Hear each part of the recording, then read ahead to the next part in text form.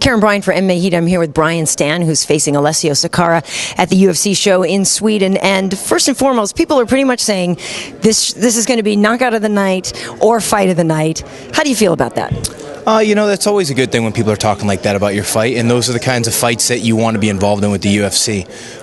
Both of us like to go out there, we like to trade punches, we like to put on a show for the fans, and, fighters like that are always the best ones to fight because, at the end of the day, we're out there to put on a show and give the people what they paid for, and so, I was happy when I got the matchup, and it's a guaranteed exciting fight. Well, he hasn't been in the cage in quite some time. He's had some injuries, some issues. But what do you know about him for sure? You know what I mean, as an opponent? Is it... Oh, there's plenty to know. He's been in the UFC, since I think right after I graduated college. I mean, he's a true veteran of the UFC. He's won an awful lot of fights, and he's fought a lot of really great guys. So I think he's got the fastest hands in the middleweight division. He's a black belt in Brazilian Jiu-Jitsu, and he's a very good fighter. So, I mean, there's plenty of tape out on both of us. We know everything there is to know about each other. There's not going to be too many surprises out there. But I don't think it'll matter that he's been out for a year. He's been fighting for a real long time, so I don't think that's going to play a big factor. Well, he does also train at H.E.A.T, which he was telling us every day down there is a fight. So how's your training been going? You're coming off a defeat, and people do say you learn more off a defeat. So what have you done since then, and where have you been training? Have you done anything differently? I started training about 4 days after the H.E.A.T fight, so that's really all I've been doing. So I've been in training camp since November. So my training is going very well. I've grown by leaps and bounds in a lot of different areas, and really when you lose to a guy like H.E.A.T, it's hard to showcase a lot of your skills because he's a guy who neutralizes so many people. I mean, he's a guy who neutralized, Nate Marquardt. He's a guy who made Yushin Okami look bad. I mean, he makes a lot of good fighters look bad because of his style and because of his skill set. So I don't think that fight was a true dictation of my overall skill set, and I'm out to showcase that come Saturday night and make sure that everybody in the middleweight division knows I'm still here. Well, certainly you're somebody who can handle pressure and who can come off of a loss like that and do better, I believe. But, I mean, people talked about you so much, like Brian Stann, the next, he's on the rise. So to yourself or to the fans, is there something that you really need to get out there and decisively prove on Saturday?